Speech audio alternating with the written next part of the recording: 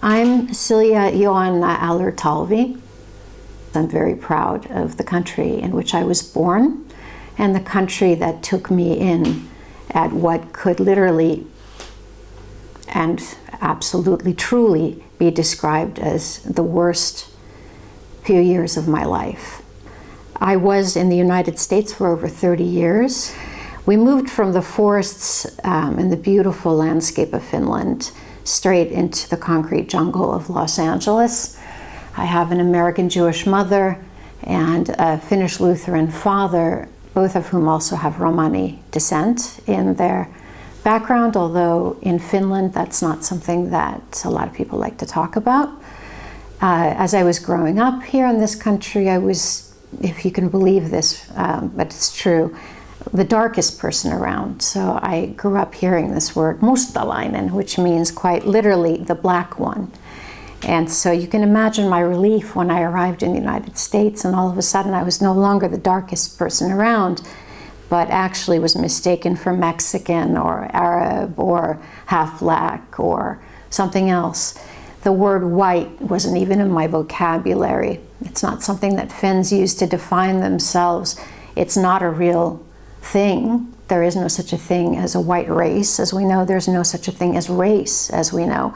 And the reason I'm mentioning this is because it ties into something that I'm going to be mentioning later, which is the omnipresence of the concept of eugenics. Although the Holocaust is a long time behind us, unfortunately, these concepts of a racialized sort of totem pole continue, and people continue to be persecuted for the color of their skin, for their beliefs, for the way that they dress, and for all number of other reasons related to their sexual orientation and so forth. As you know, here in Europe, we've seen some of the most egregious violations be directed against Muslim refugees, as well as Jews who have been attacked violently in many countries. In America, it's a harder thing for them to relate to because Jews have fared slightly better there, although I resent the stereotype that all Jews are well-to-do or upper middle class, since that was certainly not my experience. I was raised in a low-income single-parent family in Hollywood, California. My father and mother, who are both brilliant violinists in their own right, divorced, and so I was raised there in Hollywood and attended public schools and quickly learned what a horribly violent and racist and classist and incredibly brutally misogynist and sexist society it was. I fell into some difficulties as a young person, was by no means a model student or a model young person, in that I took the family divorce and many other horrible things that happened in my family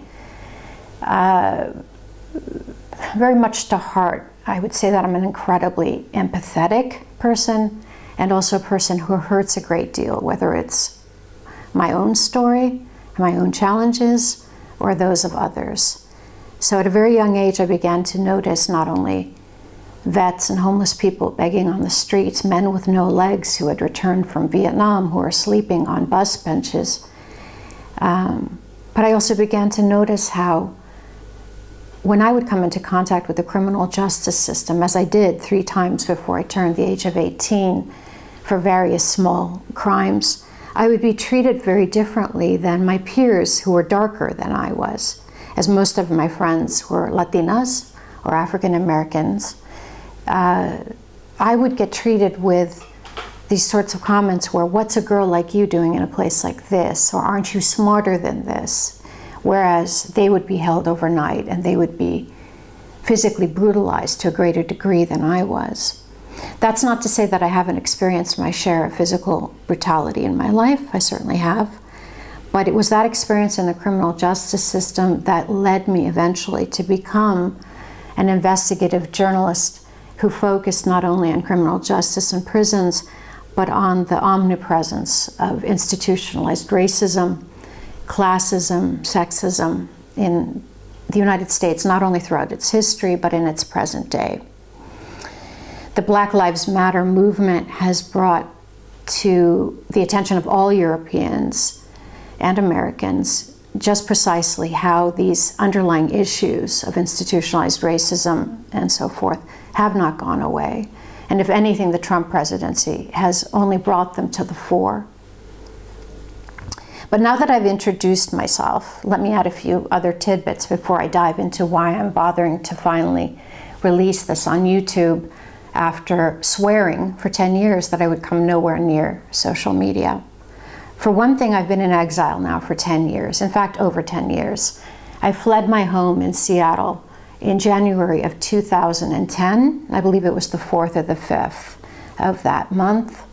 I left behind absolutely everything that I owned, with the exception of a laptop that I took with me, a phone that I foolishly took with me, and about 30 or 40 letters from prisoners that I had intended to try to keep for the purposes of being able to continue a book that I was writing. The reason why I fled was that beginning in 2009, I began to experience break-ins into my home, which I initially thought were FBI so-called sneak and peeks, because the Patriot Act gave the FBI the right to come into your home and to look around without even serving you with a warrant. I'd returned from a trip to Finland, where I'd like to come to stay in the forest. I was probably here only for a week and a half or two, and I came back to find, being the neurotic journalist that I am, that all my books were out of order, and that strange things had also been moved around and added to my apartment. For instance, I had different cables leading to my television. My books that were absolutely meticulously organized were strangely out of order, and several were missing. My posters from the walls, including a cover story that I did for In These Times, which was on the medical experimentation of American prisoners, had been removed from where it was to the side of my writing table and placed squarely on the table. And I thought all of these were sort of like strange indicators that somehow, and this is what I thought, that the FBI is simply interested in what I'm doing, too interested in what I'm doing, and thinks that I'm sort of a threat, a national threat of some sort. Remember, these are the post-9/11 days. But things were actually much worse than that. And it wasn't the FBI, as I presumed and even told some of my colleagues in the first weeks. On September 27th, 2009, I received what was my first death threat phone call. It was Erev Yom Kippur, and for those of you who don't know anything about Jewish holidays, it's our most holy day in the entire year. It's a day where all Jews across the world are to turn to their neighbors, to their friends, family, and to anyone who they may have hurt, and to apologize for what they might have done, to seek forgiveness, most importantly from God, for the mistakes and the sins that we've committed in the past year. It's a day of a fast, of intense prayers, and it's a purifying ritual unlike anything that I can describe in another religion. Having said that, these days, my Judaism actually extends to what many of you will probably laugh at, which is Messianic Judaism, which is to say that I do believe that Yeshua, or Jesus, is our Messiah. But I don't want you to discount me because you think that that's a strange religious belief. It just happened that when I had a heart attack at the age of 39, that I had some rather miraculous things happen to me at that time that changed the way that I saw the world and saw my relationship to God. I'm not going to make apologies, actually, for who I am. The woman that I am contains multitudes. I contain many ethnicities. I contain many languages, nations of origin insofar as where my people have come from. My maternal grandparents fled anti-Semitic Russia just in time and made a career, or made careers for themselves in the Hollywood music industry when it was just starting. Both my parents, despite their very different cultural backgrounds, found their careers also in music, and I was to be a classical pianist, but I was too shy. I would actually have panic attacks in front of people when I would try to perform on stage. My family comes from all over the world. I've done one of those DNA studies. And I'm also a woman who's feminist. I'm queer, as I define myself.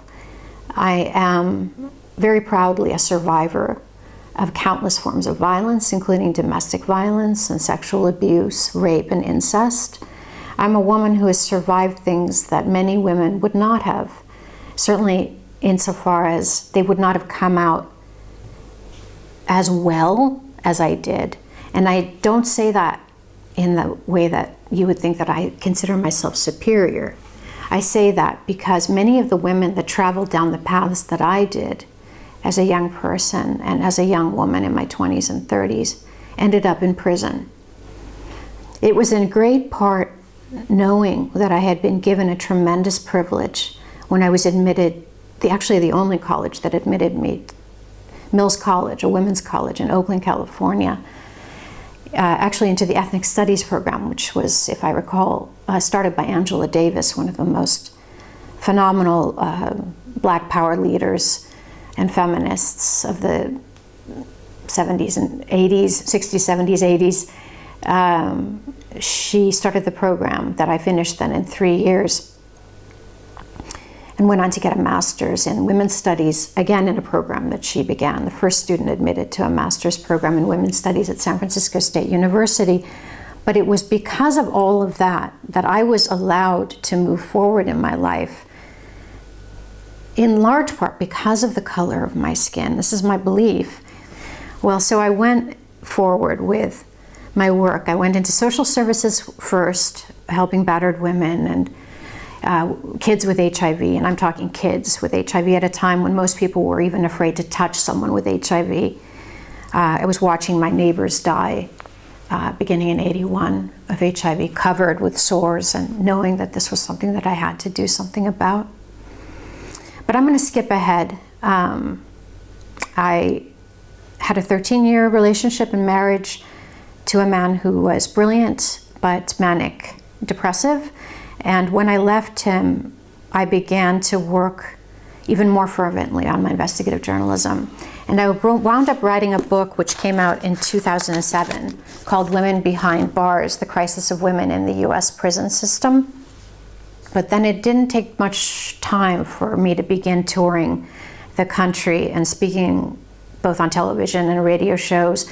So I was able to see that the work that I was doing wasn't just having an effect in terms of people being interested in the subject, but I was actually able to help people who were suffering from diseases in prison that were fully curable but were dying from them. In fact, several of the women in this book died before the book was published. Once the tour had ended, I decided, based on the interviews that I had done and the letters that I had accrued, that I had to continue my work on prison writing. And in doing so, I decided that I was going to focus my work on supermaximum incarceration. The book that I was to write was going to be called Welcome to the Terror Dome. And it was going to be, at the time, as I envisioned it, a book about men, women, and juveniles who are forced to spend 23 to 24 hours out of the day in supermaximum confinement. And for those of you in Europe, you can't imagine anything like this. You have something equivalent to the hole. In Finland, it's called rundi. Other countries call it something else. But it's a smaller space where you're held in isolation, usually for a time between 3 days to 10 days. In the United States, supermaximum incarceration not only can take months, but years and decades. I believe that the record that's currently held is at 46 years. What I'm talking about are 46 years of continual confinement in a supermaximum facility or cell. And for those of you who can't imagine what that is, if you can picture a 5 by 7 or sometimes 7 by 10, depending on which facility we're talking about. I would have to try to convert that to metric standards, which I can't now do, but I'm talking about feet. So it's basically you can walk a few steps in one direction and a few steps in another direction, and there's your little cell block. It's all poured concrete. You sleep on a concrete slab. If you're lucky, you get a mattress. If you're lucky, you get a blanket. If you're lucky, you get some kind of clothes to wear. Many people, especially if they're being punished, are thrown in there in freezing temperatures with no clothes on, and maybe a half of a blanket, a scratchy blanket with which to cover their feet or their upper body, and sometimes not even that. In fact, there have been several deaths due to hypothermia in the United States over the last several decades. So what exactly are supermaxes? Well, supermaxes are America's solution to what they call the worst of the worst. So the idea was that we take people who have been deemed so dangerous to society that the normal general population in prison is not safe for them, for the guards, or for other prisoners. So they would always mention, meaning the politicians and the people who would put them in these places, would mention the likes of Charles Manson or Ted Kaczynski, the notorious Unabomber, and such. In fact, when you go to Wikipedia and you look up supermaxes, you'll usually get a top 10 list of the terrorists and the terrible people that are held in these facilities. Okay, so there are those 10 people. But how many people do you think are actually serving time as we speak right now in supermaxes or in their equivalents? Because it's not always called a supermax. It's sometimes called administrative segregation, intensive management unit, special administrative measures, behavioral modification unit, security housing unit, the whole, any number of different names. There are constant euphemisms depending on which state or which city you're in. Every jail has one, every state prison has several, and it's usually, in fact, in California, for instance, it's even combined with death row when we're talking about women. It's also a misnomer, a misunderstanding that only men are incarcerated in these places, which I now will refer to punitive segregative isolation. And that's a terrible mistake, because many of the people serving time in them are indeed women and even juveniles. Although federal, at the time when he was president, President Obama decided that federal government would no longer keep juveniles in solitary confinement. Essentially he was able to free 90 people or so, 90 juveniles, when we're talking about hundreds, if not thousands, of juveniles who spend a certain amount of time in this kind of punitive segregative isolation. But let me tell you more about what it entails. It means that you get anywhere from 1 to 3 showers a week, if you're lucky, if the guards feel like you haven't been too much of a pain in the ass. And when you are taken to the showers, you're first, of course, forced to show I'll show you this way. Well, actually, I'll show you this way. You're forced to stick your arms through the small slot where your food comes in, and you're chained, so like this. And then you have to walk back out of your cell, and then you're chained to your feet. You're actually asked to squat, and I'm not going to do that because it's so humiliating, but you can picture, squat close to the ground so that they can see your anus, and you have to cough loudly 1 to 3 times. And the whole idea is that you're not hiding something in there. And you have to realize that once this is done, or when it's done, that not only can all the guards see you, but also all the other prisoners, or most of the other prisoners. There are no windows in most supermaximum facilities or punitive segregation facilities, so that the windows that do exist look into the facility rather than out. There are a few federal supermaxes where you have like a 4-inch window that leads out, but most of them lead in. So you're being stared at by everyone. And when you're taken to your shower, oftentimes at least one of your hands, and sometimes both, are cuffed to the place where you're getting your water, so to the shower head. So as you can imagine, and I actually unfortunately got to see this for myself when I visited the world's largest women's prison complex, which is in Chowchilla, California. There are 2 prisons, CCWF and VSPW.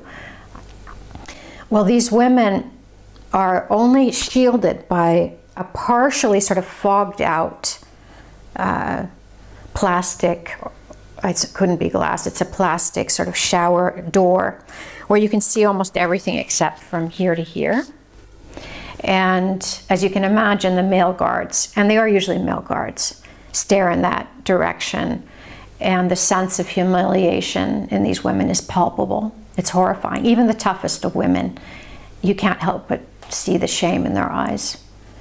And when they're walked back after their 5 to 8 minute shower, they once again have to do the exact same thing of crouching close to the ground, spreading apart their cheeks, and coughing again, as if they would have been able to put something inside of them when they were in the shower. And then the whole business of the chains and everything starts all over again. Oftentimes, guards will use that opportunity to toss the cell, which means they take out, if the person's lucky enough to have a mattress, they'll take out the mattress or the blankets or anything else that's there, pictures of her daughter, or maybe one book, as most of these prisoners aren't allowed more than one or two books at a time. If that, in fact, if they're on really punitive segregative isolation, they don't even have that. Pictures are torn off the wall, anything that's in there, it's just thrown. If you're on the second tier, it's thrown to the ground like nothing. But the whole point of it is more a question of intimidation, humiliation, and subjugation than it is anything else. Having said that, I'm going to read you a small portion from the book, Women Behind Bars, that deals specifically with what I witnessed that caused me to write this book. And then I'm going to take a small break and continue with what it was that happened on September 27th that led me to flee the United States, flee my home and then flee the United States. But let me read you this first. It's actually from a chapter 5, which is called Trying to Stay Sane. And it's the opening to the chapter. It's a female prisoner who's now serving her 5th month in segregation. Then her name is withheld at her request. The vast majority of women, I'd say 95% of them, actually did allow for their names to be used. This is at the New Mexico Women's Correctional Facility. She says, they're trying to confine the mind, and that's what got us in there in the first place, that we were feeling secluded or isolated. If you can survive punitive segregation, you can survive anything. But when you get out, it feels like you've lost something.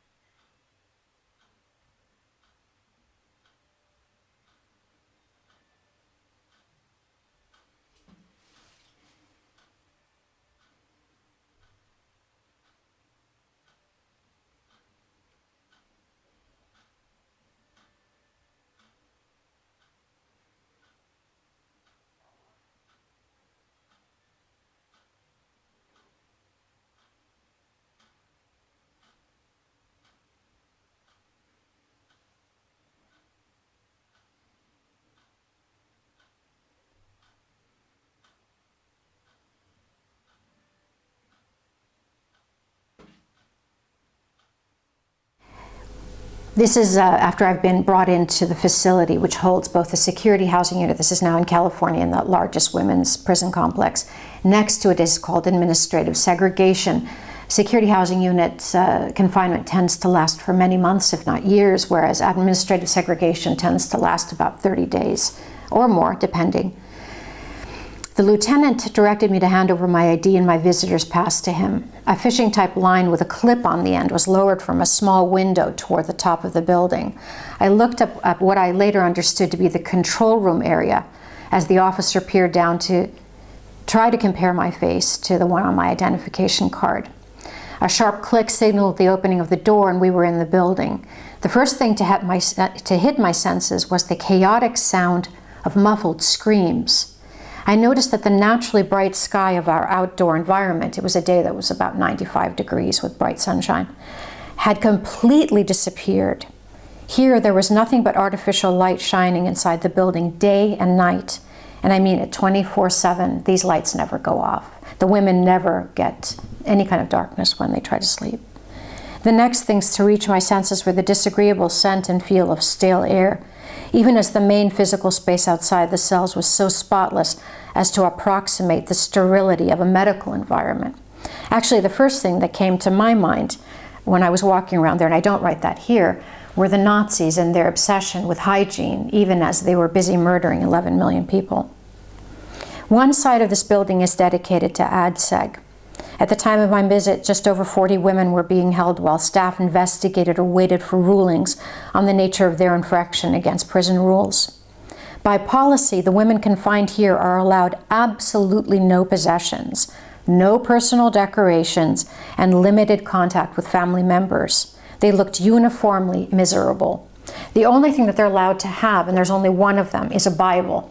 And if you get it, they stick a big white notice on your door that says Bible. Locked behind sealed doors, the women are only to stare into the unit itself. The outside windows are painted so the prisoners cannot see in or out. Once the women noticed me, a civilian carrying a notepad and jotting notes, many of them rushed to their small vertical windows, and they're about like this. Some began to shout out for me to come talk to them doing this, while others stared with something akin to curiosity, or else what I took to be hardened hostility.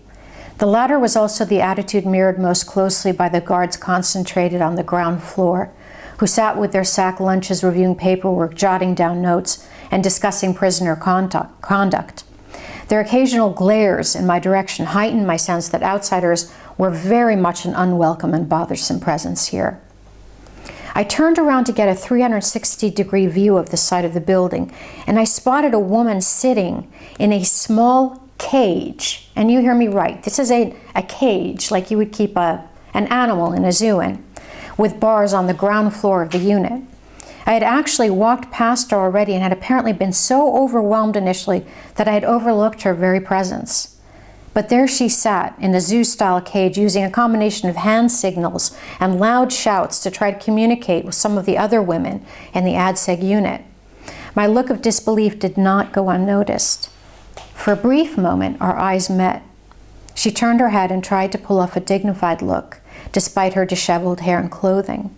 Despite this attempt to cover her emotions, the humiliation of being seen locked in a cage in this chaotic environment was transparent and painful to witness. I'm a bit torn now because I know that it is essential that I tell you why I've fled my home and why I've been in exile for 10 years. And I also want to get to the essence of the story here so that you understand that this isn't just a question of a journalist who got interested in Supermaxes and wanted to write a book. I'm certainly not the first journalist to pursue Supermaxes, but here's what you need to understand. These were the days before Edward Snowden revealed what he did in 2013, if I'm not mistaken. The year was 2009, fully 8 years after 9/11 and after the Patriot Act had been passed. As we know, everything changed with regard to our human and civil liberties in America, but very few Americans actually could say that they felt the effects of the Patriot Act directly, with the sole exception, very directly, of the immigrants who were dragged out of their homes at 12 p.m., at 2 a.m., many of whom I interviewed, who were then taken to what I would consider the domestic equivalents of black sites, places where their families had no idea where they were. There was no contact with lawyers, no phone calls. They were subject to days, if not weeks, worth of interrogations, and of course, in every case, they were returned back home because at the time intelligence was a mess, and it still is, and they had no idea what they were doing. Later on, they began to do group roundups of people. All of this I was reporting on for many different publications. And let me backtrack also and say, I've been published in over 75 publications, both nationwide in the United States, as well as in the UK and a few other countries, of course, Finland. But it's not that I've done a proliferous amount of work, it's that I've also done deep investigative work and immersive work. And what do I mean by that? Well, investigative work means that you dig into a story, if not for days, then weeks, if not months, even if it's just a 4,000 or 5,000 word story. Immersive means that you're willing to actually immerse yourself in the situation that your subject or subjects find themselves in. So I was the journalist who was willing to sit under a bridge talking to homeless veterans, or I was the journalist who was willing to go to bars, to talk to people, to get hints and clues as to where black sites were in various cities that I lived in. This actually comes up later on in this story, but I put my heart and soul into my stories. As a result, as an empathetic person, I also suffered a great deal. I suffered a sort of secondary trauma, hearing their trauma, and I can't deny it. There are journalists who say that they're able to put up this wall, like some doctors do. I'm not that kind of a journalist. I have suffered with every person who I've interviewed who suffered.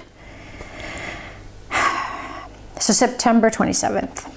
I get a phone call. It's probably 10 in the morning, maybe 9 in the morning. Erev Yom Kippur means it's about to be the eve of a 25-hour fast. I'm still in my nightgown. I pick up my landline. At that time, and actually still in the United States, landlines are not that uncommon.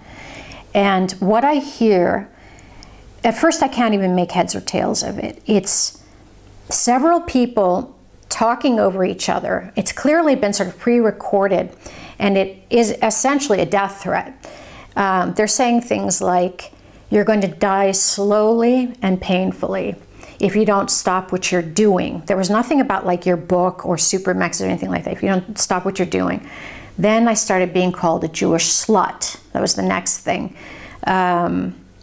Laughter, something about, I don't remember. There's something else about my sexuality. In essence, it was a virulently anti-Semitic and incredibly sexist attack. And there was something about it that literally just chilled me to the bone, which was, of course, the intent.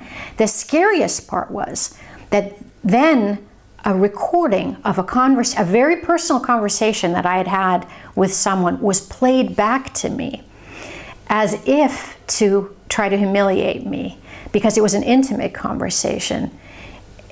What these people probably didn't realize about me then is that there's very little that I'm ashamed of in my own life. I've lived through many stages in my own life, but I've always owned it.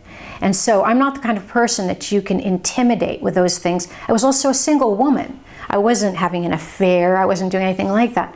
So while I wasn't freaked out by the fact that they were playing back that content, I was freaked out by the fact that I had been recorded. So again, 2009, no word about, we don't know at this point that the NSA is busily gathering mass surveillance on pretty much every American and spreading it across the world. We don't know that the CIA's got access to all this information. They're compiling profiles on people through Facebook, through Gmail, through Google, through everything that they can with Prism, Microsoft, Apple. Anyone who's read even a fraction of Edward Snowden's work knows this. So I don't have any sense of anything except that I'm thinking some crazy anti-Semite is after me for some reason. So I make 4 frantic 911 calls. They were each about 45 minutes apart or so, because I didn't want to harass the police. Actually, I was trying to be polite, and had actually a somewhat decent relationship with the East Precinct Police. The East Precinct Police was East Precinct was primarily an African-American neighborhood. It was getting rapidly gentrified, but the cops there had sort of like, some of them were okay, and others of them were the kind that shot young teens and so on. So I had an okay relationship with some of them. Others of them I hated, and they hated me and let me know that. The 4 911 calls that I made all went through to one woman. Curiously enough, it was the same woman who picked up each time. And if you know anything about big cities and 911 centers, there are dozens of people usually on the floor. But the odds that I would get the same woman each 4 times seems unlikely. She belittled what I said. She even made fun of me when I said that this is clearly, I mean, this is before our holiest holiday. I think there's something here that you guys really need to understand, is that I was getting to the point where I was starting to get hysterical because the cops weren't coming. Several hours went by. I would estimate about 4 hours went by.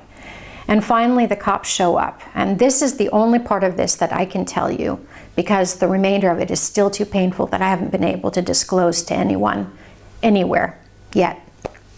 But what they do is that I hear pounding at the door, and I'm still in my nightgown. I mean, I was so freaked out I couldn't even get dressed. I open the door, and rushing in are not just 2 police officers, as I would have expected, like one person to calm me down, one person to take the report kind of thing. But at least 7 or 8. I'm not even sure that they were all policemen, because one of the first things they did was they took my glasses. I'm legally blind without my contacts or my glasses. I can't see. I can't even see. I'm giving you an example. A paper would have to be this close to me for me to be able to read it. So I had my glasses on, and they took them and they threw them across the room. So I had no idea where they were. And they pushed me down on the couch, which was right next to the door. And immediately they start making fun of me. They're all laughing. One of them I recognize immediately. He's an officer, Leonard. Now, I can't remember if Leonard is his first name or his last name, but I recognized him because of his height. He's the tallest police officer I'd seen in Seattle, and because of his voice. He had a very distinct voice, and he wasn't particularly well educated. That's the other thing that came across in the way he spoke. So here are all these men, no women. The only voice I recognize is this officer, Leonard, and I start asking for their names. None of them provide them. Not one police officer, if that's what they are, provide them. I see some of them are clearly dressed in blue, but the others behind them don't seem to be dressed in blue. So I'm beginning to wonder, who are these people? And as this conversation starts, it's not a conversation, it's them attacking me. They start saying, "We don't like your kind." This is actually a phrase that they used. "We want you to go back to Finland." So I'm thinking, how the fuck, excuse my language, but how the fuck do these people know I'm from Finland? This isn't information that I give out readily to people that I meet unless I'm close to them. You're a troublemaker. We don't like your kind around here. It's time for you to go. These kinds of things to that effect. I'm getting more and more panicked as like the minutes go by. And then I see in a very foggy way that about half of them I only have 2 small rooms, a small living room and a small bedroom, which also serves as my workroom, where I have a table and file cabinets full of 20 some odd years worth of reporting. And I mean, every article I have ever worked on, I kept every single file, which is really, in essence, a journalist's responsibility in case anyone ever questions you about how you got your story and who your sources were. Massive file cabinets, smaller ones. And I hear them in the other room. I also, as I said, I could see the motion, and I don't know how many were in there. And then I hear my stuff being sort of thrown around, and then one of them comes back, and then I hear someone else behind him, and in a low voice, and probably because I'm so blind, I actually have really, really good hearing, or maybe because I come from a family of musicians, I hear one of them saying, "What if we just put this in her bedroom and we can say we found it there, and that'll put her in prison?"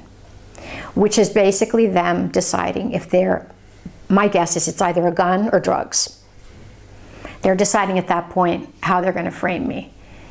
And for whatever reason, and I look at it as God's intervention, they decided not to do it. So instead, they now tell me that they're going to take me out of my apartment. And I said, "For what? I'm the person who just received a death threat. I'm terrified. I'm in my nightgown. Why are you taking me from here? And I asked to take my phone. I asked to take my ID. I asked to get dressed. I asked to put on shoes. I'm barefoot. I have nothing on except this nightgown. I don't have a bathrobe on. My hair is a mess, and at that time I have really long dreadlocks, pretty much past my waist, down to like maybe my mid-thigh. So no glasses, no ID, no phone, no nothing. And I get walked out, handcuffed, out of my apartment building in the middle of the day. So this would have been about 2 or 3 in the afternoon. And this is where it gets terrifying. I have a police officer on either side of me walking me, and one of them is this Officer Leonard. And they forced me to walk on broken glass, whether it was there already intentionally or whether it was just happenstance that it was there. They forced me to walk on it. I didn't know it until I was walking on it, that I was walking on glass. And as that's happening, it's Leonard that whispers into my ear, "This is how we're going to make you disappear." I will never forget those words as long as I live. And that disappear concept is one that comes up in the next year and a half, again and again and again and again. And the warning was basically, if you don't stop what you're doing, you're going to disappear off the face of this planet. What happened next, I can't talk about. It was brutal, it was inhuman, it was against the law. And I'm returned to my apartment, and mind you, no keys, anything. I'm returned to my apartment probably 3 or 4 hours later in really bad shape. I can't see anything, so the first thing is to find my glasses. So I crawl around on the floor, I find my glasses. The second thing is I noticed that my phone and my laptop are open on my couch. Numbers have been deleted from my cell phone, personal numbers that I had to various police chiefs, even to an FBI agent, to judges, to senators. Mind you, I've been doing my work for a long time. All their personal contact numbers are gone. So all I had left were like friends, acquaintances, family members whose numbers I already knew by heart. My laptop, an Apple laptop, is open and running the tail end of a fetch program, which at that time, we don't even need those kinds of things anymore, but at that time, it was a protocol by which you could either download or upload large bits of or bytes of information. And so my entire computer's contents were being sent somewhere else. And it was at the very tail end of it. So of course I'm hitting stop, stop. And I mean, all that remained was like maybe 2 or 3% of it. My door, moreover, had been left wide open. They hadn't even attempted to partially close it or close it and leave the keys there or anything. It was wide open. And I come in with a sense of my life has just changed, and for the worse. And for the next 3 days, I can't make a single phone call from my landline to anyone. All I get is a busy signal. I can't reach. I can't reach anyone. I can't reach my family members. I can't reach editors that I know. I can't reach anybody. And my cell phone intermittently works and then doesn't. And most of the time I get a beep, beep, beep, beep sound, or then I get nothing, no service.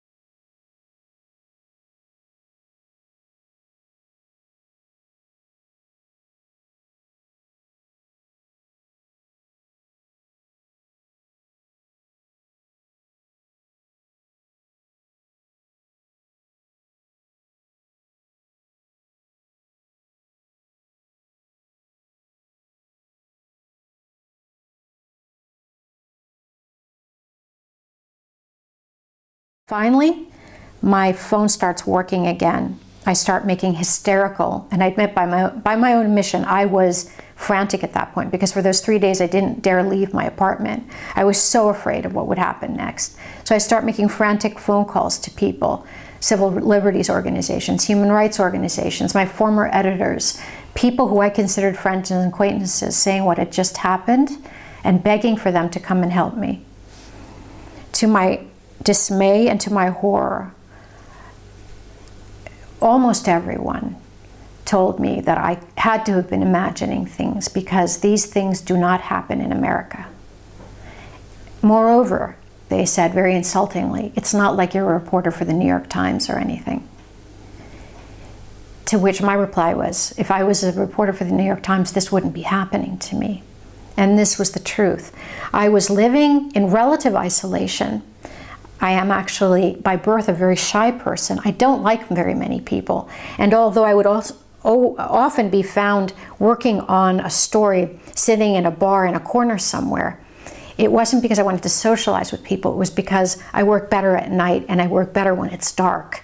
And I on my headphones and seeing people move around but not having to interact with them. So I have a peculiar personality, but I was isolated. I had no partner, I had no boyfriend, I had no girlfriend, I had nobody outside of some family members. The situation got far worse. I was thrown unlawfully into jail and put into isolation on completely bogus charges.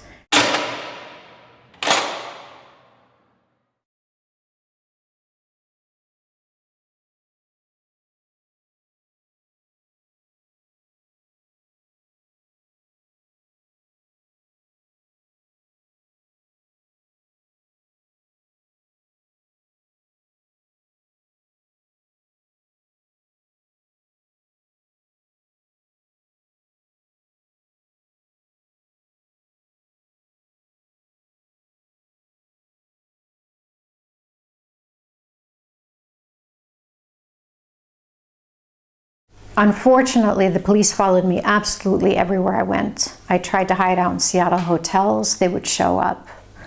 I couldn't figure out how they knew where I was. Sometimes I used cash, sometimes I used credit cards. What I didn't understand was I always had my laptop with me and my phone with me. And as Edward Snowden was to then reveal several years later, that's all it takes to figure out exactly where you are. So after innumerable horrible experiences, physical and psychological, and this man downstairs who was a CIA and a DIA contractor who had received some kind of traumatic injury during either the Iraq or Afghanistan war, and by his own CV, proudly presented on the net, he was trained in the US Army, or a US Army biochemical weapons facility, had special expertise in specific heavy metals and so on. I had video of this man breaking into my apartment, and when I tried to run to a hotel to keep it in safekeeping until I could show a higher up in the SPD or the Seattle Police Department, I left it in my hotel room for no more than an hour. When I went to go get something to eat, I left my passport, I left the video, but I had made the stupid mistake of calling someone on my phone and saying, I finally did it, I finally have proof, I finally have him on video. And that's all it took. It was gone. And so I fled. I first fled to Northern Washington and then to Canada. And this is where I'm going to shorten the story for the sake of getting to the specific reason why these people came after me. I had a heart attack at the age of 39. I had a TIA 1 year later, both during Easter. A TIA is like a stroke that goes by quickly. It doesn't leave you with permanent disabilities. And I started manifesting really peculiar diseases or symptoms of diseases that turned out to be rare autoimmune diseases that all manifested at the same time. One was Crohn's disease, which wasn't diagnosed until I came to Finland, and I had an acute case of Crohn's disease. It was horrific. And then I began manifesting, actually it started already in my apartment, a peculiar skin disease where any contact with anything in my apartment or any kind of bacteria would cause welts and blisters and swelling and a reddening of my skin and scratching and itching. It was just absolutely horrible. No one knew what it was, and all I could do was to try to cover it up with makeup because I was afraid that people would think that I was, well, I don't know what people would think, but I looked horrible. And then my fibromyalgia, which is an autoimmune disease I already had, went full-blown, and I acquired multiple chemical sensitivity syndrome as well. So I couldn't be around any kind of scent or perfume or anything of the sort. So I was very sick, on the run, and at one point, and on purpose, I was removed, physically removed, and taken to a Canadian black site, and this is no exaggeration. I was removed from all of my passports. In other words, I had an American and a Finnish passport. I had, at one point, a US ID that had been taken earlier, all my money, all of my belongings, and after surviving the torture that I endured at that site, I was homeless. I was absolutely left homeless on the streets of Vancouver and ended up in East Vancouver. For those of you who know the area, especially at that time, it was still the HIV and injection drug using capital, and I was in a desperate state. So I slept on the streets, I slept under tables outside, I did anything I could. It was the middle of winter, and it was the Winter Olympics. Wherever I would, finally I did actually get my American passport back by filing a missing report with the US consulate.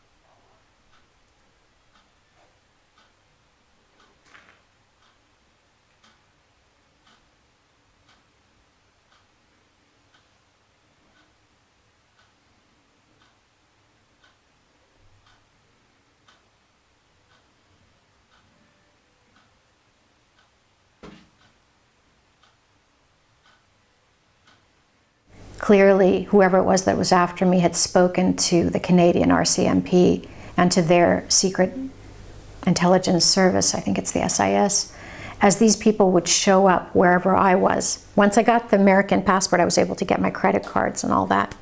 So I would start staying in hotels again. And they would show up sometimes at 2 in the morning, sometimes as I was leaving, always questioning me, always knowing incredible amounts of data about me. They knew about articles that I'd written about tasers in Canada. They knew the book that I was working on. They knew so much information, there's no way it was possible unless the United States had passed the data off to them. So I fled back to the United States, and I have to skip over this part, but I fled from state to state, occasionally trying to live in a state for 3 or 4 months by hiding out in someone's house. And I had a few people, especially people who had been active in the 60s or 70s, who had experienced police and intelligence community brutality, who hid me out or transferred me from place to place. But for the most part, I was on my own.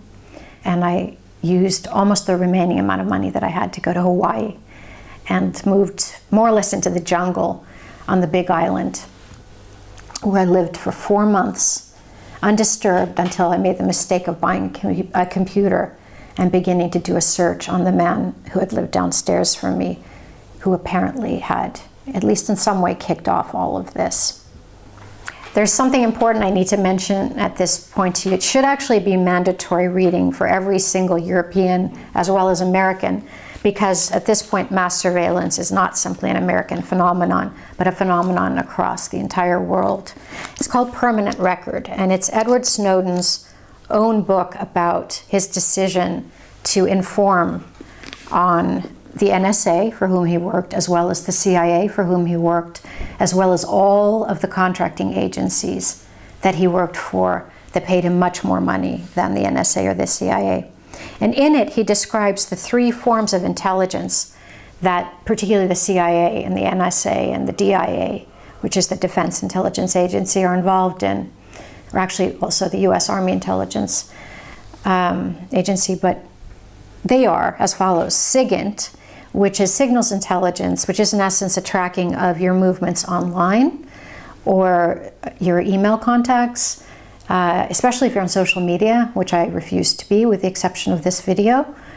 They trace who you're friends with, your darkest secrets, your friends' darkest secrets. And he describes it, there's the first ring, the second ring, the third ring, the fourth ring, the fifth ring. They know what's happening all the way out to the fifth ring. So if they need to start blackmailing someone in order to get some info to get closer to you, they know exactly what buttons to push. They know who to harass. They know who to pay off, who's likely to take the money. Then there's HumanInt. And human intelligence is the classic sort of Cold War era spy stuff, Russians v. United States, trying to get close enough to a person as an informant, as an asset, to get them to disclose information or spill the beans on something, or to confide in you, either as a lover or as a friend. I certainly had my share of these people who showed up in my life who pretended to be my friends. And I'll continue later on in this series and tell you some of those incredible stories. But then he also talks about something called LoveInt. And this, he says, is the shadowy and most unconstitutional, they're all unconstitutional, but most unconstitutional of all of these, which is to say that people use the intelligence that's gathered to stalk people that they're obsessed with. This AEM, as I'll call him, because those are the three initials of his name. At this point, I don't feel comfortable disclosing his entire name. As I mentioned, was an operative or an asset for both the CIA and the DIA, and had been trained by US Army intelligence in biochemical warfare. He had apparently become obsessed with me. He had lived 7 years below me and would show up oftentimes outside of nightclubs or bars or wherever I was leaving at night, since I usually lived my life at night. He showed up too often for it to be a coincidence in a city as large as Seattle. He would show up in his shitty little car and say, "Don't you need a ride home?" And I would always get the creepiest vibe and say, "No, absolutely not. Thank you very much. I'm taking a taxi." Even though he was right there and I could have gotten a free ride home, I just got the creeps. As things got worse with my situation and I got more and more freaked out, he tried to get, and he was successful, he tried to get close to me by saying, "I see that you're going through something. I see that you're going through something terrible. Let me be of help to you." And he started leaving me bottles of beer and food and salad dressing and things like this to consume, water bottles, no matter what, like in front of my door, and would get very agitated if I only ate a portion of it, or if I said that it took me 3 days to eat it. I didn't have the best nutrition at that point, although I was a vegetarian. He would get very upset with me. "You were supposed to eat that in 1 day." And I would wonder, what the heck is going on? Later on, and this is provable to all of these skeptics that I know that I'm going to come across, I was discovered with absolutely incredible amounts of heavy metals in my system, including barium, which messes with the heart, palladium, which is spread by contact, which could have explained my skin problems, and it was an area in which he had particular expertise. I also had strontium in my body, which is an incredibly rare substance. I was treated by a real doctor at a real facility in the Netherlands, and will be treated there again, as I have been unable to chelate all of these substances out of my system. So evidently, this man had used this phenomenal access that the NSA and the CIA had now provided to research everything about me, so that he knew exactly what to say in order to win my confidence. And those were the very same kinds of things that later on people would use to gain my confidence. They knew about my ethnicity, where I was from. They knew my favorite punk band, punk and reggae band, a really, really rare band. It took me too long to figure out that if a person brought all those things up immediately, they were likely to be an asset or an informant. And I actually tried myself for my own naivete and my stupidity, but this was the first time I'd ever dealt with anything this bad. And now I want to move to the reason why. I'm actually going to get into the meat of this story, if you will, at this point, and it's something that I need you to pay really close attention to. I've said it before to my friends, and now I'm going to say it to you. I am actually incredibly sick. I suffer from so many ailments and disabilities at this point that my body isn't functioning as a 50-year-old's body should anymore. I live in 24/7 pain, and I simply don't know how long these bastards are going to decide that I get to live, or is it that they're going to keep their promise that I'm going to live a while, but that I'm going to die a slow and painful death. I should say that I'm not afraid to die. I'm only afraid that this story will not get out. And so I am begging you to pay attention, because this involves not only the lives of hundreds or thousands of people, but perpetually millions of people. I'm going to quote Martin Luther King saying something that means a lot to me, that, well, MLK always gives me strength, as does Malcolm X, as does Audre Lorde, as does just about anybody I studied back in the day. He says, "I am not afraid of the words crisis and tension. I deeply oppose violence, but constructive crisis and tension are necessary for growth. Innate in all life and all growth is tension. Only in death is there an absence of tension. To cure injustices, you must expose them before the light of human conscience and the bar of public opinion, regardless of whatever tensions that exposure generates." Regardless of whatever tensions that exposure generates. So here's what I now know. I thought these people were coming after me because I was writing a book about supermaxes. It didn't really make sense. Other people had tackled the topic. I had written about supermaxes, albeit not a book. It's true that I had a really strong thesis, that I believed that American men, women, and children were essentially serving as test subjects in American jails and state and federal prisons, as well as Indian jails and juvenile detention facilities. And what I meant by that was that the people who were putting them away were studying how long it took, essentially, to break a person's body and soul and mind.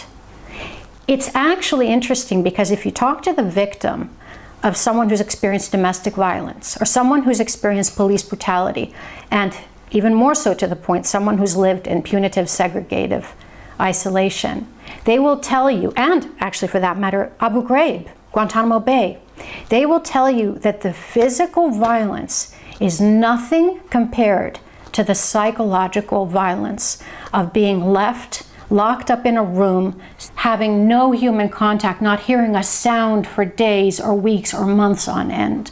And in federal supermaxes, that's what you get. They even play white noise at you sometimes for weeks or months on end, if you can imagine. Just white noise. You can't hear a human being's voice, and the only interaction you have is someone shoving your food tray through the slot or taking you to the showers, and your only exercise, so that you don't know where you are in the prison, is in a cement block that has no windows, that's kind of akin to like a dog cage, but you don't even know where you are. You can't see if it's day or night. They'll take you out at 2 in the morning, 4 in the morning, and as was the case with Abu Ghraib, they did their interrogations whenever the fuck they wanted. So why did they come after me? I finally figured it out. In the last year, I've put it together. They weren't just interested in keeping that information for America as a mode of social control, or here's how we can break a person.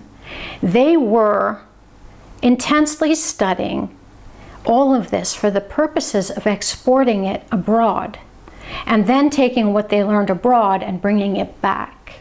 Now you might say, okay, where's the proof? You know, that's like a really, really tall order there, even for a journalist like you. And let me tell you this, as someone raised in the discipline of people like Ida B. Wells and Gary Webb, I'm not saying I'm as wonderful as they were, but I'm saying I'm that devoted to my craft that I don't put a story out there unless I have documented it to death, and I don't know if you can see, but I'm surrounded right now by thousands of pieces of paper.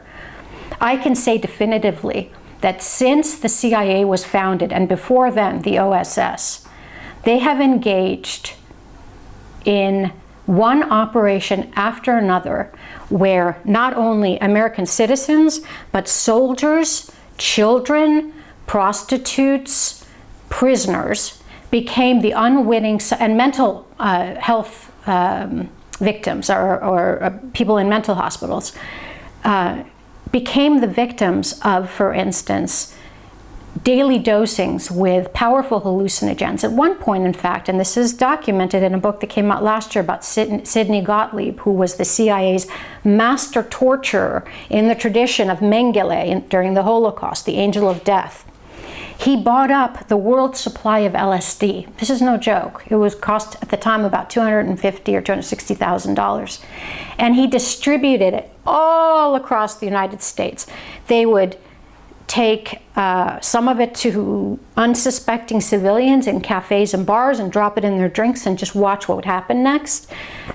They did the famous experiment on Frank Olson, who was a man who set up the notorious lab at Fort Detrick to study biochemical weapons, including sarin, which was brought to us by the Nazis. They dosed him so badly and he had such a bad trip, and then they kept him on speed for the next, 7 or 9 days, that he supposedly killed himself. And so it was said until a few years ago, when a forensic scientist, with the permission of his son, opened up the coffin and found that he had not in fact committed suicide, that he had been hit over the head and thrown out the window to his death. The CIA and its MK Ultra program, as it was called, which was headed by Sidney Gottlieb, and hundreds of scientists across both the US and Canada who were working in tandem, was preceded by something called Operation Artichoke. And after that, innumerable other studies that always involved prisoners to some degree. And let me take it back to LSD and prisoners. There was one study in Kentucky, if you can imagine this, where prisoners were dosed for 77 consecutive days. Mind you, they're already in a Supermax, and someone's forcing them, without them having any idea, because it's colorless and odorless, to take LSD for 77 days. There was another case in which, and the man who I could quote is now dead, he spoke of falling to pieces, like his mind was melting, where he and they were almost all African American, I might add, he and other prisoners were given LSD for 15 months, not necessarily every day, but over the course of 15 months. We only talk about the people, we journalists, that we can interview, but what the CIA itself seems to admit is that many more people just sort of disappeared. Now there's that word again. There were interrogations that during the Cold War were committed in Western Europe, where they would take people suspected of being dual agents and practice on these interrogation techniques. But let me take you to something else very telling. Two things. One is that when I interviewed Norm Stamper, who was the former chief of police of Seattle during the time of the WTO riots in 1999, I was on the streets covering it for Mother Jones at the time. He later apologized as to what he had done. And he told me two things, and he put it in his book, actually. One of the things he put in his book, one was that he said, the biggest gang in America is American law enforcement. And the second thing he said was that people who are considered street people, or ex-cons, or prisoners, or prostitutes in particular, when a police officer would get a call about such a person being found, say, very injured or dead on the streets, they would use the code NHI. Who is it? Like, who's on this? Like, who did you find? NHI, they would reply. What do you think that means? No humans involved. I asked. Stamper if that was for real or if that was just a one-time thing. He said, no, that was an everyday thing. That was quite literally what we were taught, to think about people who were lesser than. And now I get to the nugget of what the CIA is. The CIA itself came into being right after World War II in 1947. And in that time of transition between the OSS and the CIA, they put into effect something called Operation Paperclip. This is well documented. I'm not making it up. Nor, by the way, am I a conspiracy theorist. I don't believe in conspiracies. I believe in facts and research. They smuggled in Nazi operatives, and I'm not just talking about some low-level schlubs. I'm talking about the genius, quote-unquote, scientists, rocket scientists, the people who had invented and were practicing using sarin and Zyklon B and other horrible gases on poor Jewish and Roma and et cetera, dissidents, Catholics, gays, you name it. So they brought in at least 150, possibly more, Nazi scientists who became some of the CIA's most well-loved agents and scientists. Of course, the CIA has done its best to sort of whitewash all of that. But at its root, the CIA, and I will maintain this till the day I die, is an organization that believes many of the things that the Nazi Party did. And what I mean by that is not necessarily that they would go about committing a genocide, but that they are rooted in the eugenics movement.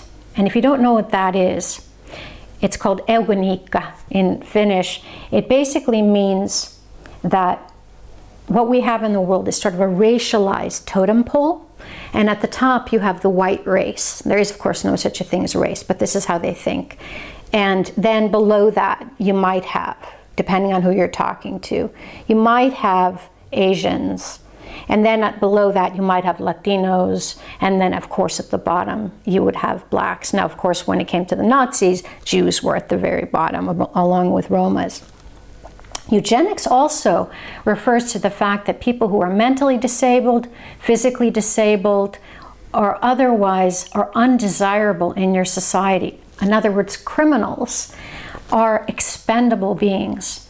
And this is what I believe is at the heart of the CIA, because if you look at their history and what they've done, if you look at, for instance, Gary Webb's work documenting the fact that the CIA very carefully looked the other way as cocaine, essentially the crack epidemic, was brought into America and decimated poor and black communities, and not just poor and black communities, communities across America, but with particular impact on Los Angeles area, African Americans. A book that he documented so incredibly, a series that he documented so incredibly, and the CIA came after him with all guns blazing.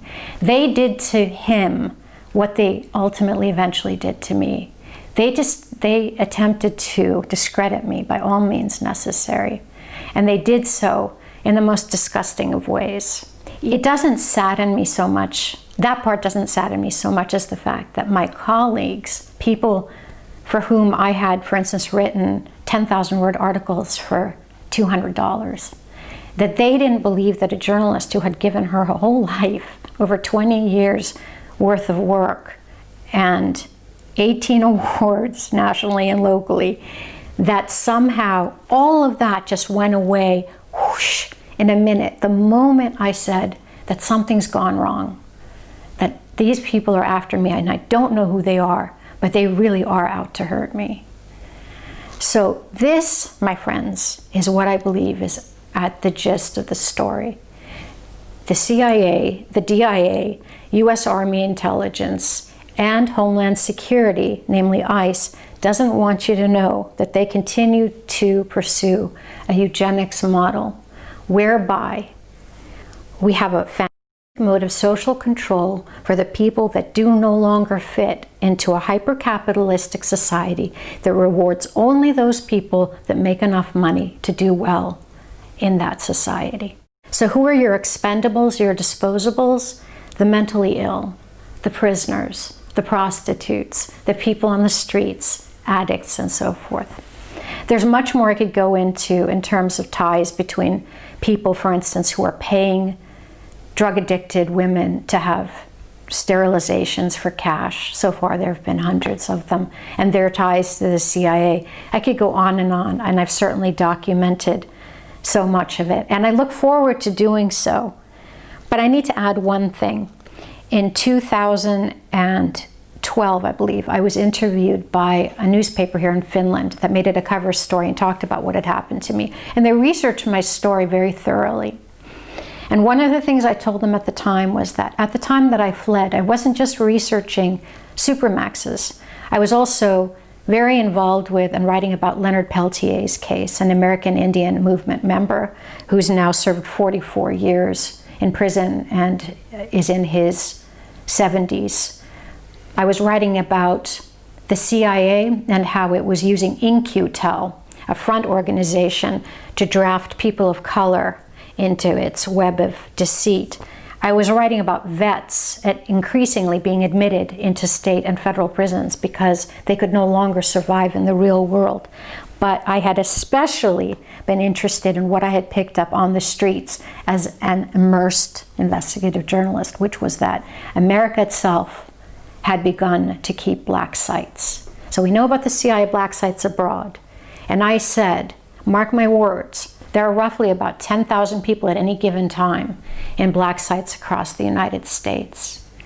And the response was, even by the journalist who did it at the time, that can't be, that just can't be. And sure enough, 3 years later, after the fact, The Guardian and the Chicago Tribune come across the shocking story of a black site in Chicago, which had already held thousands of people at that point, much in the same way, in the exact same way that people had been held at Abu Ghraib and CIA black sites. They were held without legal counsel. They were shackled for prolonged periods. They were beaten by police, resulting in head wounds, and one man died. He was roughly my age, just slightly younger. And they were kept out of official booking databases, just like immigrants, which is something that ICE now does.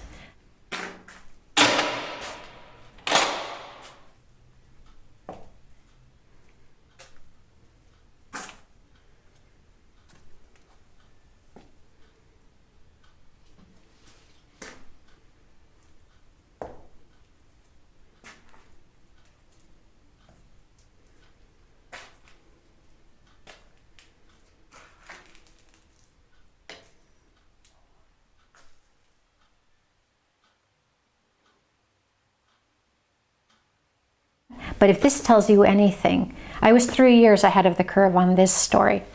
I was 13 years ahead of the curve on the story on non-lethal weapons, which just this year we found out American citizens were about to be exposed to basically a ray gun and a microwave blast, if you will, which would have rendered them not only in pain, but absolutely immobile on the ground. 13 years ago, I was writing about this as the thing that it was the next thing to come. So take my words seriously. It may be 10, 20, 30 years after I die that someone finally proves this. But this is true. It's happening, and it's happening with American tax dollars. Thank you for listening.